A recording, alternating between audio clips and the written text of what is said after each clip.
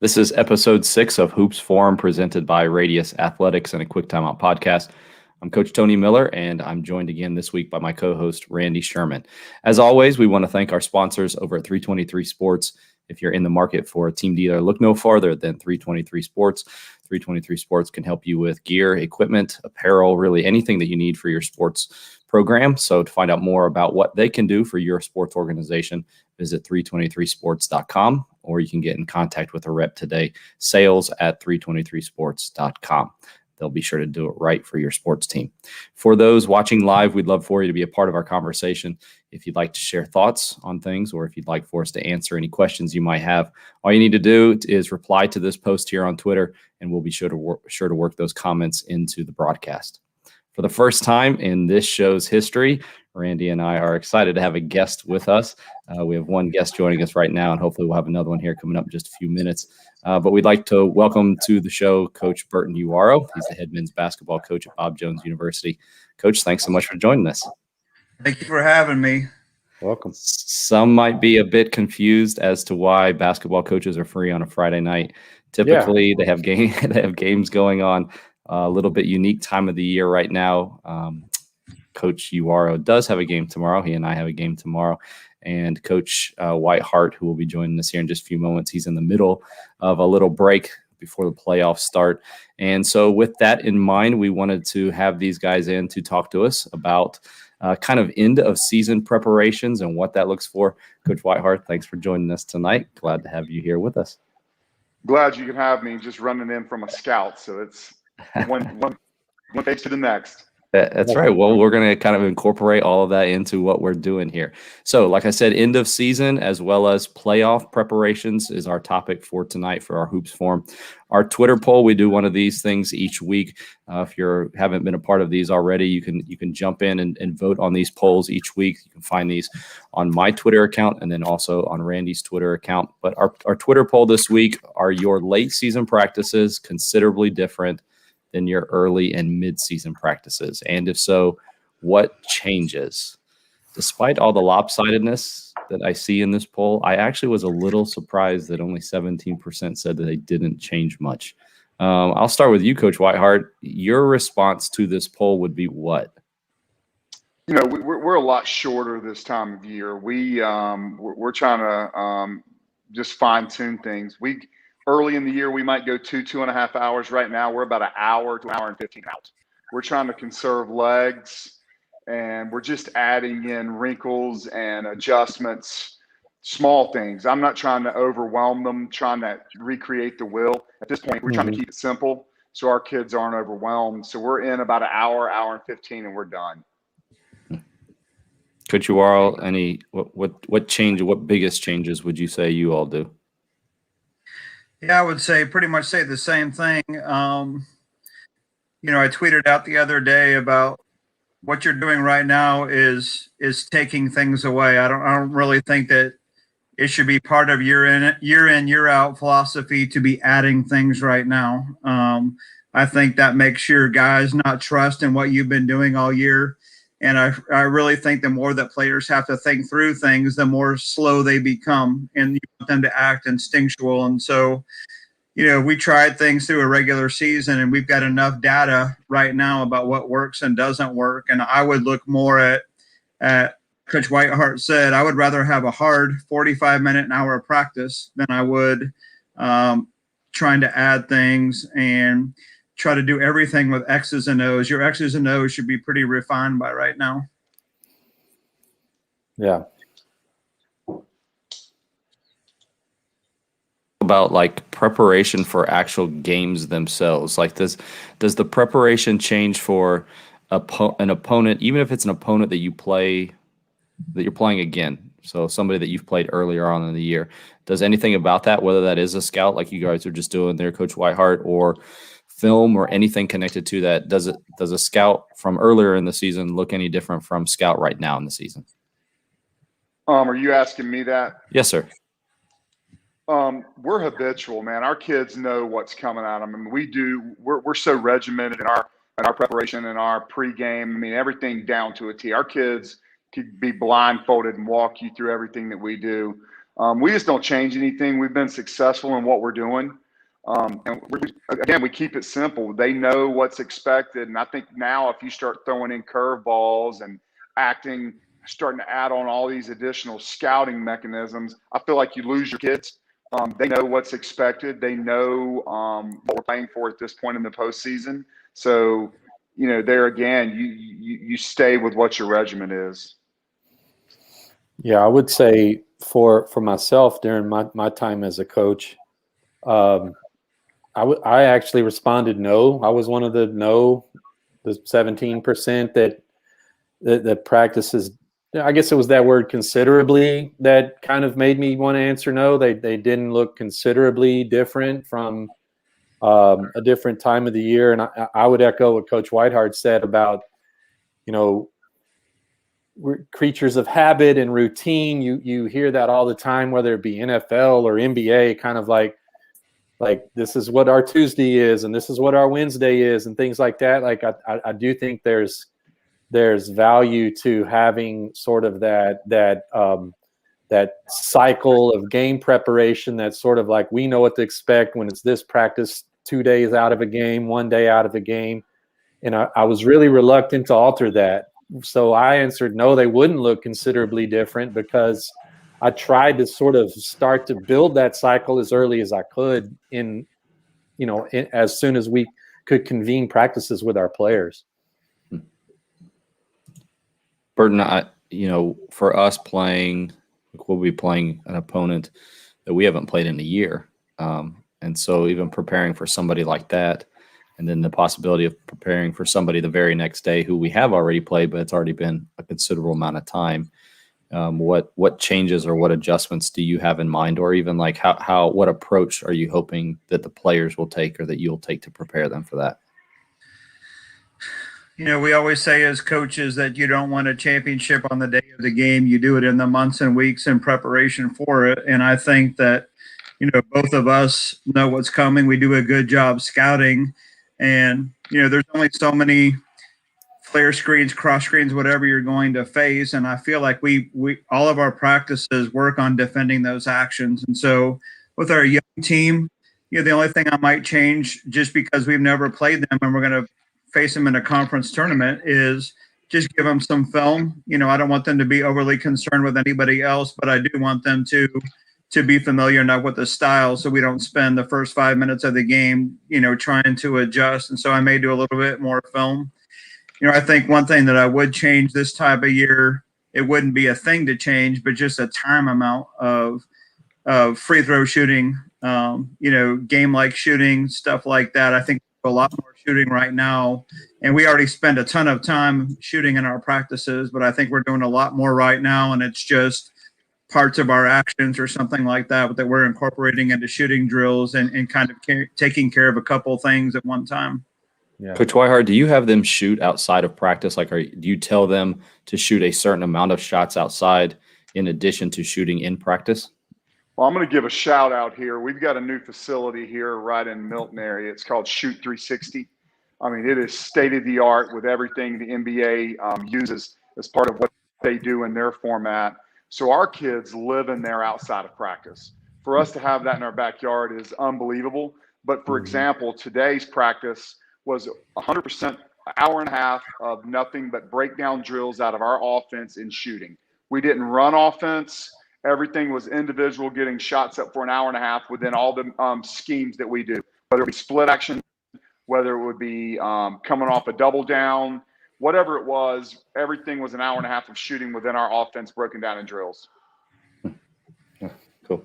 Yeah, I think this time of year when I reflect back specific to actually like this exact date would be playoff time for where I coached. We're in bracket play right now. So we would be in bracket play right now. So I felt like we could be more efficient then, because, now the JV and the freshmen, they're kind of gone, and it's just not 12 girls or guys or whatever. And we could really get, move a little quicker, move a little, more efficiently, have a little bit better player to coach ratio. because now it's just the varsity team and the bracket play with my full staff there. So, we could probably get a little bit more done with just a smaller group and better coach to player ratio during this time of year. So that's something that I always looked forward to, that period of time, not only because it's the most fun time of the year and everyone gets excited about the playoffs, but man, we can really we can split, send 3 coaches, different goals, working on different things with smaller groups and really kind of feel like we're really, really, drilling deep. How much 5-on-5 do you all do? And like, to what degree? Is it putting a certain amount of time on the clock? Is it 3 possessions? Is it just in the half court? How much do you feel is proper for this time of year? And then as that kind of tailors then to the games. So when, let's say that you play next Thursday or next Friday, will that change at all, the amount of 5-on-5 you do as you get closer to that game? I'll let someone else go first. I'll chime in, but let's let our guests go first there. For us, I mean, it depends on what we're working on that day. We'll do some 5-on-5. A lot of our defensive work is 4v4, working against specific actions. I might come in and say, hey, today we're 5-on-5. We're defending. We code ball screens. We call a green. If we go over, it's a green. If we trap it, it's a red. If we go under, it's a yellow. And I say, hey, today we're doing side ball screens. We're yellow everything, and we're gonna protect against the spin action behind or the shake action behind. So for us, and then if I feel like we're not getting that backside drop playing 4v4, I'll go 5v5 defensively, just to make sure we get that backside drop on. And it's missed a lot. That third slide has missed a lot in high school, but even more so, we'll do advantage drills where we'll create the advantage where the defender's behind the offensive guy, and we'll work on baseline drops. And it depends on really if we're 4v4 or 5v5. And then offensively, it's always 3 possession most of the time, just so we can stop, fine tune, do the micro versus the macro. This time of year, everything's micro for us. I would say the same thing. I'm thinking back to high school. In high school, you've got a pretty good idea when the brackets come out. You've got a pretty good idea of what goes on your classification. And, you may never tell your players that what you're going to face in 2 weeks, but you can be working on the commonalities and doing those little micro things.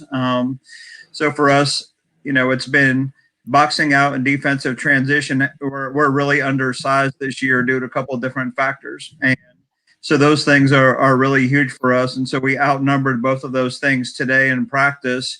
We didn't do it for very long, but we were really sharp about what we did. And I know that if we keep going through the playoffs, that's going to be the key factor that keeps us in games. Yeah, I would say for me, my answer for how much 5-on-5 would depend on sort of like, we kind of this time of year did a 90-minute basketball only practice where I've got 90 minutes with my players on like a Thursday, let's say, if we're playing on a Friday. On Wednesday, I would have 2-hour window. So I might, because we're 2 days out, I might go 30 minutes longer, just because we got another day of recovery, shorten it on Thursday, walk through type thing on game day. So for me, 5-on-5, when we had a 90-minute practice, would be about 12 minutes of what I called our transition block at the beginning of our practice. Right after dynamic warm-up, stretching, movement, agility, stuff like that, we're going right to full court transition. That, for me, most of the time, especially at this time of the year, was 5v5. Here, they're back, things like that. Maybe we would start with an offensive possession.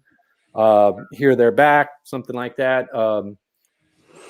If we were in a day where we have 2-hour practice, I would probably do 20 minutes of that at the very beginning of practice. But that's just a big part of what we did, was our transition O and flowing from transition to half court O. And then also, if you got the defense, who in turn is working transition defense and things like that all at the same time. At the end of practice, so typically my workflow was 5v5 transition block. Then we would adjourn, if you will, to do some, maybe guard forward breakdowns. And then we would do one-on-one, 2-on-2, 3-on-3, 4-on-4. At the end of that, on some days, we might get all the way back up to 5-on-5. For example, on Wednesdays, I try to at least once a week to go over some special situations, play a little special situation, best 2 out of 3, starters versus backups, or, this group versus that group, something like that, to review kind of when we're going to call a timeout, when we're going to foul, what are we going to do, up 3, down 3, this and that, baseline out of bounds, down 1, things like that. I would also sometimes, if I knew kind of with a certain degree of certainty there at the end, when we would go back up after 2-on-2, 3-on-3, 4-on-4, 5-on-5, if I knew we were going to play a team that played zone or that pressed or pressed, either one, I like to work on it in 5-on-5, because I kind of think in both of those, in your zone offense and presso, you kind of need all 5 parts to really get a decent picture. So I tended to do that, maybe 10 minutes or so at the end of practice to get possessions where we're facing, whether it be a diamond press, a 2-2-1, something like that. Or if we're going to play a zone team, like we know they play zone, they're going to play it the whole game. We would use that time to sort of brush up on ZO. I'll summarize everything with just a drill, because probably coaches that are listening want something drill, practice, something to take. So this is something that worked well for us. We've been working this week on about 4 or 5 different things, like really emphasizing 4 or 5 different things. So our drill today was, we basically played 3 possessions. So we started with an out of bounds. So that helped us with our blobs. So they ran a blob, and then they transitioned to the other end with one of our ATOs that we run. And then they came back. If they made the basket, then they worked on their press, which is something else that we've been working on for the postseason. And then they transitioned back into the half court. We've been working on half court and playing basically the right kind of defense with a young team, help, whatever. So we basically transitioned back into 5-on-5. Defense was focusing on the things that we worked on there. And then the offense was focusing on either another ATO or was just running our half court offense. And with all of that, transition offense has really been a key this entire week. And so we basically emphasize that anytime we switch sides of the floor. So typically somebody will say, well, we just run 3 possessions. Yeah, but what are you doing in the 3 possessions? And I think that you can really emphasize, kind of use something like that to put together everything. And we have a game tomorrow, so we didn't want to just put 10 minutes on the clock and, all right, let's just play for 10 minutes and run up and down the floor and kill each other and be exhausted for our game tomorrow. So maybe that'll give some coaches some ideas on things about potential drill that they could use with that. So spicing up your 3 possessions. All right. So we're going to do something here. This is a segment at a new segment that we're going to be doing. It's called Beyond the Scoreboard. And this is presented by our newest sponsor, Sideline Interactive. You may be wanting to increase your revenue for your sports program, or to improve your fan experience, or maybe it's just time to replace an old scoreboard that's been there since the late 90s. So Sideline Interactive is the leading manufacturer of scoring tables and video display boards for high schools and colleges around the country. You can find out more about Sideline Interactive at sidelineinteractive.com. So this is how it's going to work. I didn't want to prep the coaches for this beforehand, because I wanted genuine, off the cuff. So if you need to pause for a second, coaches, and think about this before you spit out your answer, then feel free. I'm going to start with an easy one. So the one that everybody has been asking, or everybody talks about every time it happens on television. Your team is up 3 with less than 10 seconds left. The other team is in the bonus.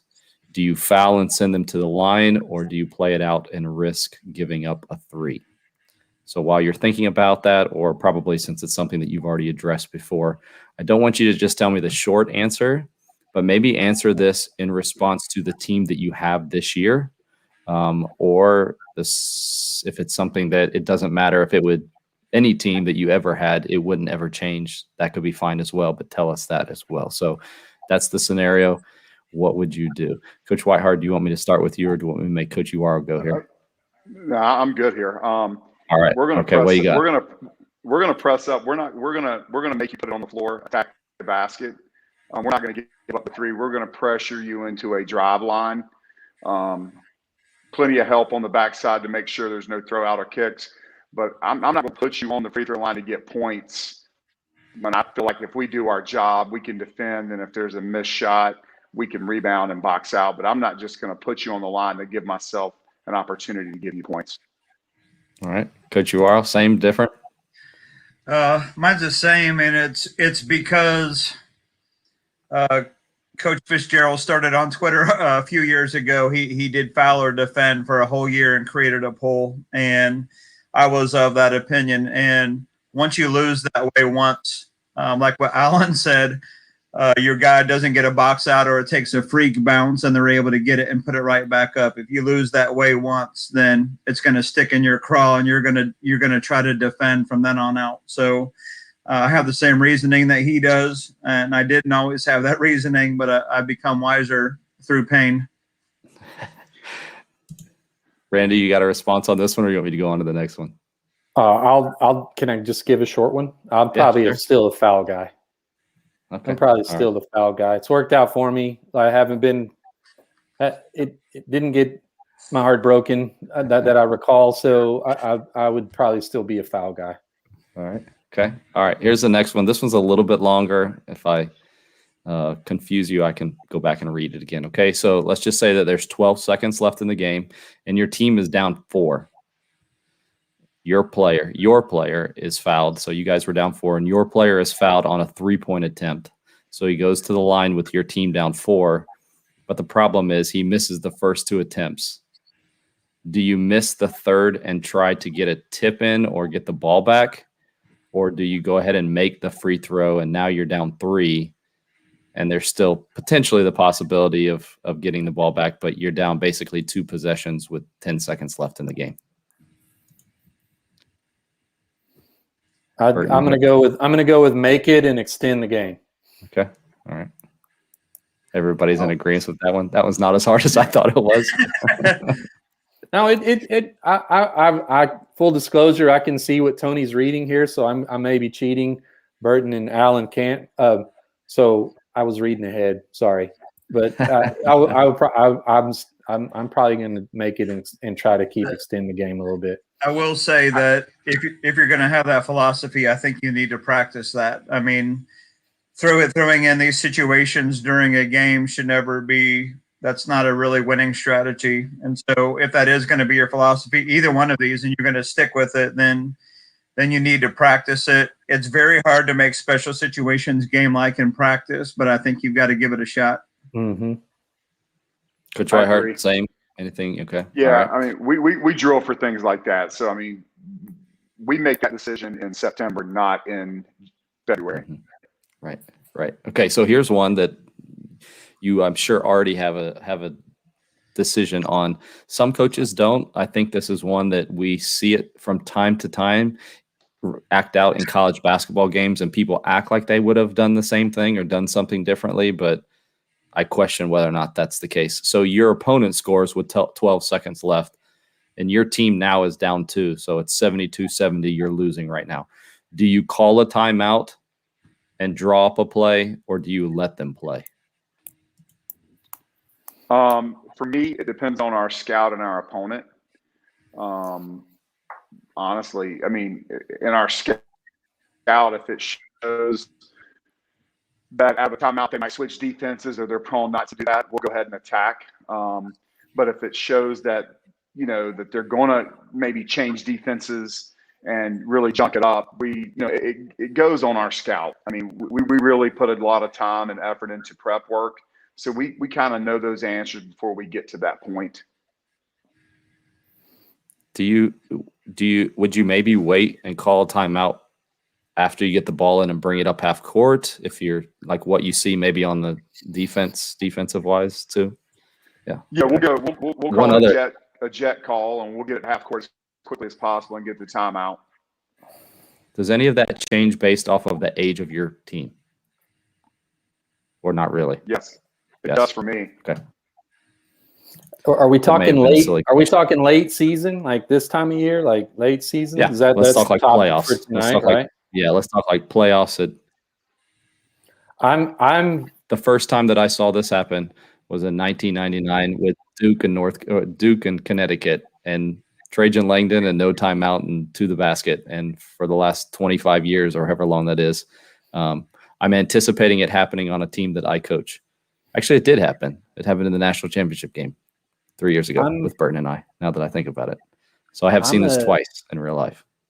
I'm probably more like I hate timeouts. Like I wish basketball was like soccer. I really do. Like if we had no timeouts, I'd be okay. I'd be totally fine with that. Like soccer. Like if they just said, Randy, never like get me. it. I hate them. I hate them. I really do. My assistants wear me out. Like I think it would actually make coaches better coaches. Just like a shot clock would make coaches better coaches, because like you got to address some things in practice that you can no longer joystick, and especially like the live ball timeouts, like someone diving on the floor and the coach gets to bail them out. Like how candy ass is that? Like that. I hate that. Like I hate timeouts. So I'm definitely I'm 99% going to let my team play. All right.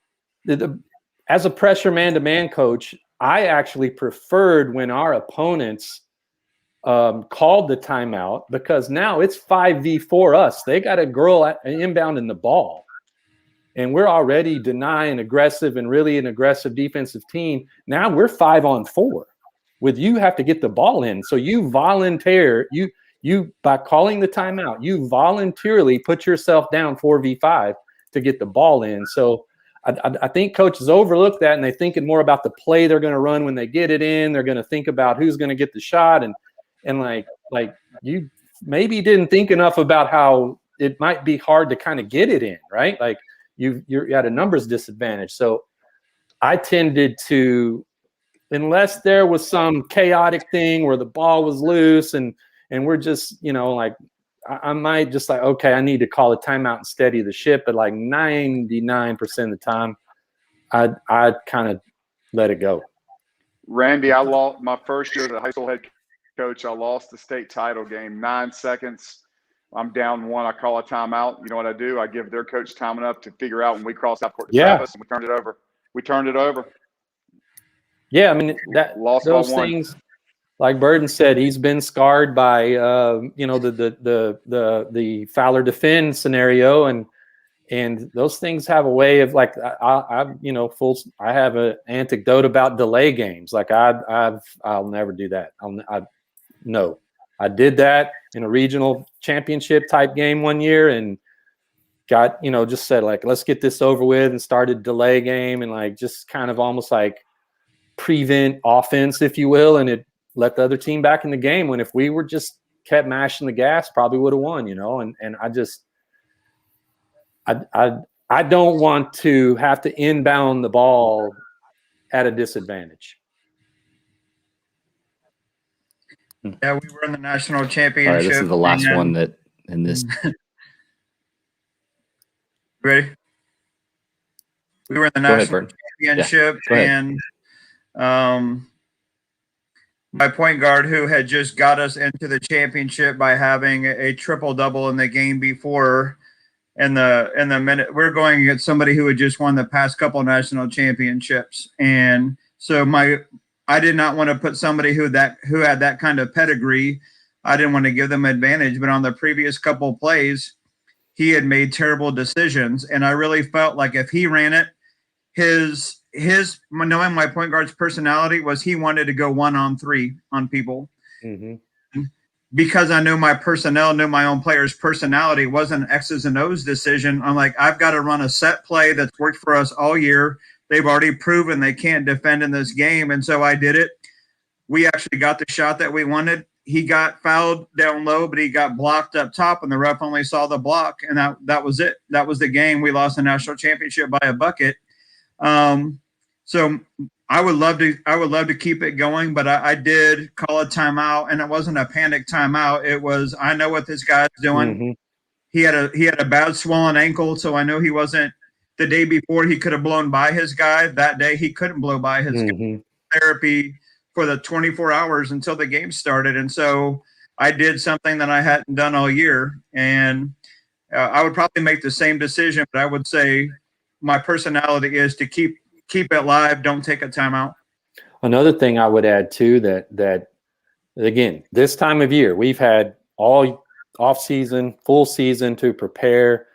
I like to think that I've had my team with the way I emphasize transition offense sort of well schooled. A lot of times I've seen that shot that put the other team up too.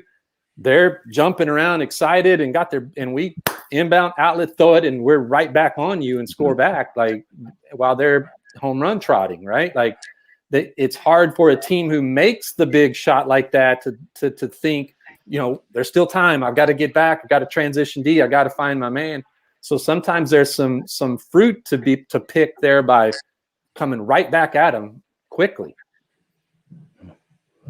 I've won a game like that too. Yeah. Just come right back at them quickly while they're, high-fiving and everyone's jumping and celebrating, thinking they won the game and score back. This is the last scenario. It's tied to that, so you can kind of keep the same thought flow going. Same scenario, down by 2. It's a playoff game, and it's on a neutral court, so I'm taking out the home-away business that most people will bring into this conversation. Do you go for a 2 to tie it, or do you go for a win, or is it just go for an open shot? So same scenario. Go ahead. Sorry, Alan. No. I'm going to get the most sure bucket. I'm not trying to shoot a 3 to win it. I'm going for what we can get, which is our best look. We talk about A's, B's, and C shots. We want an A shot with the game on the line, put it to overtime.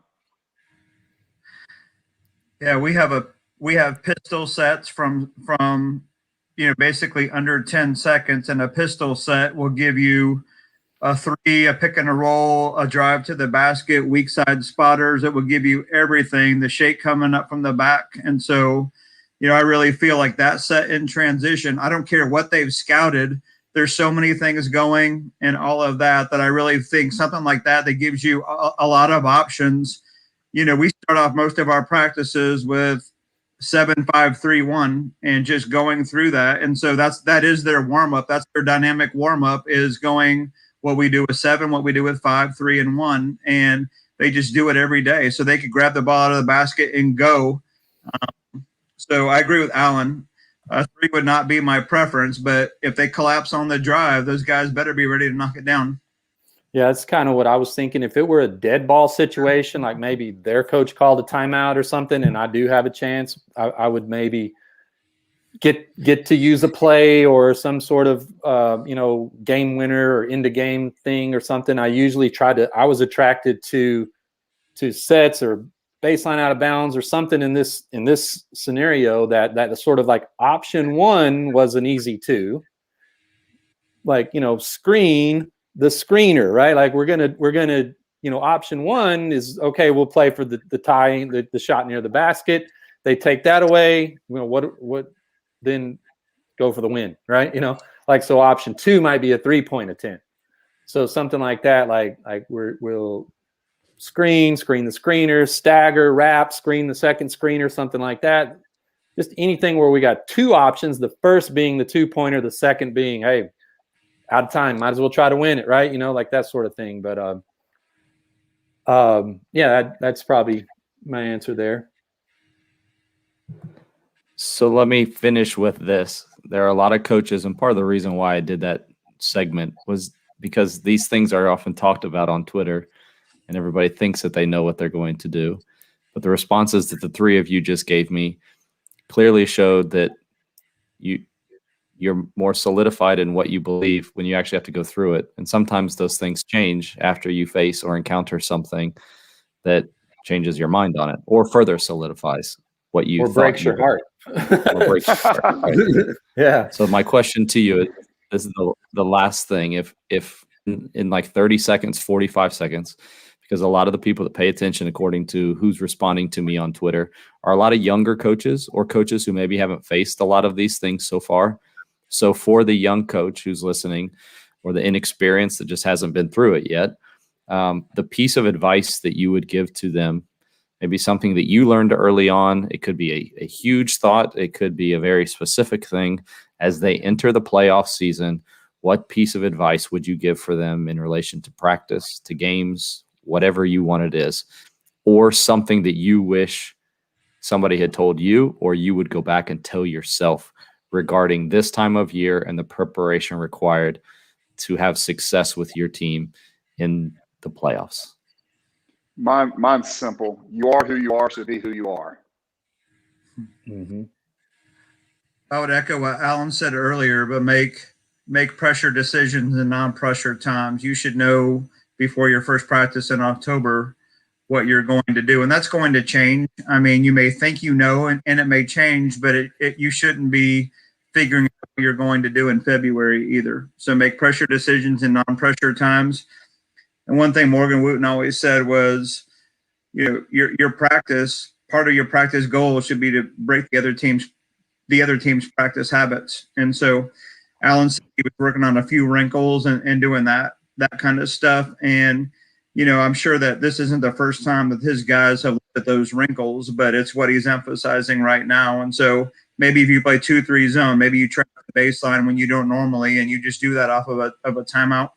Last thing I would say is your special situations can get you easy points. So figure out a way to maybe just do your blobs out of a different alignment. If you do 4 across the baseline, start off at 4 across the free throw line and get into the exact same action, or come out of a box set. Just do something that is easy for your guys to do, but is also surprising for the other team. And I think just baseline out of bounds alignment is one simple way to do that. I would say, based on my experience in the postseason, that when the pressure's on and it's eliminate, win in advance, lose and go home, you're going to crutch or lean on your base stuff. You're gonna have this thick, long list of plays or whatever, but like what do you trust the most is your base stuff, the thing that your kids have been doing since junior high. That's what's going to get you to the next round. Wrinkles don't win championships. You're being extraordinarily good at your base stuff gets you to the next round. Wish I would have had you guys when I was younger, but hopefully others will benefit from that. Real quick question? Sure. Before we go, because I did have a question I wanted to add to the conversation. In bracket play, I'm talking about for you guys, the national tournament, for Alan and myself, the high school state playoffs. You're in bracket play. This is something I get from coaches, a question I get, like, how do I balance sort of like looking ahead versus, like,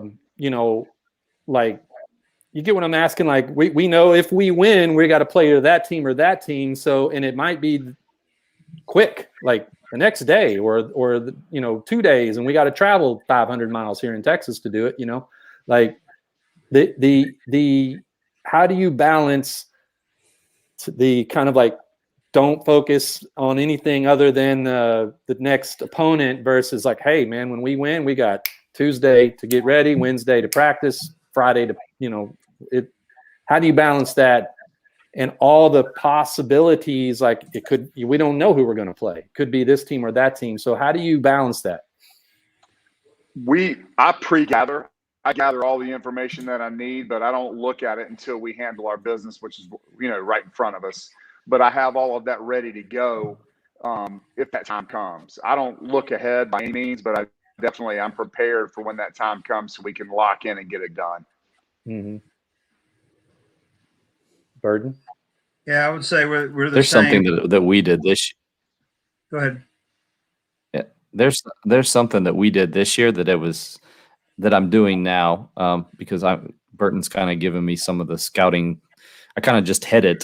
It's a team effort, but it's something that he had encouraged me to do a couple of years ago.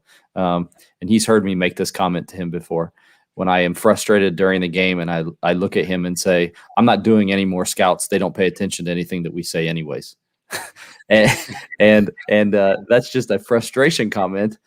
But the truth of the matter was, it was kind of my screw up anyways. why do I need to be the person that's taking the ownership for it? Like, this is a team thing anyways. And so we give it to our different captains groups. And so I actually handed these out today. We play a team on Thursday next week, and hopefully we win. And then we play again Friday, and then hopefully we play in the championship game on Saturday. And I already divvied out to the different groups. You're responsible for Friday's opponent. You're responsible for Saturday's opponent. And you're responsible or Friday's opponent, and you're responsible for Saturday's opponent. And so it's not actually me preparing for it. It's us preparing for it. And I think in the few games that we've done it so far this year that it's worked a whole lot better, and especially for younger players, just so that they understand what goes into it, and so that they're able to they're better prepared for it, and they hold each other more accountable to it than when I'm the one that prepares for it anyways. Awesome. Thanks. They'll talk through it at practice. The way that we always want to have a player-led team is why I started doing that. I started doing that in high school, and I wasn't going to just leave it totally up to them in high school, but you want a player-led team. Since they've started doing more of this year, they will talk in practice while we're doing a drill. Maybe we're not on the end that they're on. They'll start talking about, this is what number 23 likes to do when he catches it. He just wants to catch and go. And those are little things that a coach wouldn't have in a scouting report exactly like that, but they're putting it in their own language and they're relaying it to their teammates. And, we tuned our coaches out when we were in high school a little bit, and our players tune us out. And I think they don't tune each other out quite as easily as they tune us out sometimes. Yeah. Awesome. This is an area, the scouting part of coaching. I mean, there's different coaching skills that we all have to have. And that's an area that I would say is a weakness of mine. I never really flex that muscle enough to make it strong. Really. I just didn't really find that part of the job that interesting. But it's definitely something I need to get better at and ask people like you guys more and more questions. So thank you. I'm just the opposite. I love scouting. Yeah. I love it. I like going to watch games and stopping at barbecue joints on the way home and stuff like that. I like doing that, but we'll go ahead and I guess end this maybe now like the style that I played, like it really didn't. Yeah. Just whatever. They're gonna either play man or zone. That's about all I wanted to know. Well, we'll go ahead and end it here so that Coach Whitehart can get back to scouting. Yes, go ahead. Good luck, Coach. Appreciate it. Appreciate all of those who joined us this week. If you missed any part of the live show, you can go back and watch or listen to any part. Visit Radius Athletics on YouTube to see the full interview, or you can go to any podcast platform and search A Quick Timeout, and there you'll find the audio version of the show. As a matter of fact, tomorrow morning we have dropping last week's live show that we did. You can find that on A Quick Timeout podcast website. For Randy Sherman, Alan Whitehart, and Burton Uwarow, I'm Tony Miller. We'll talk to you again next Friday on our next episode of Hoops Forum.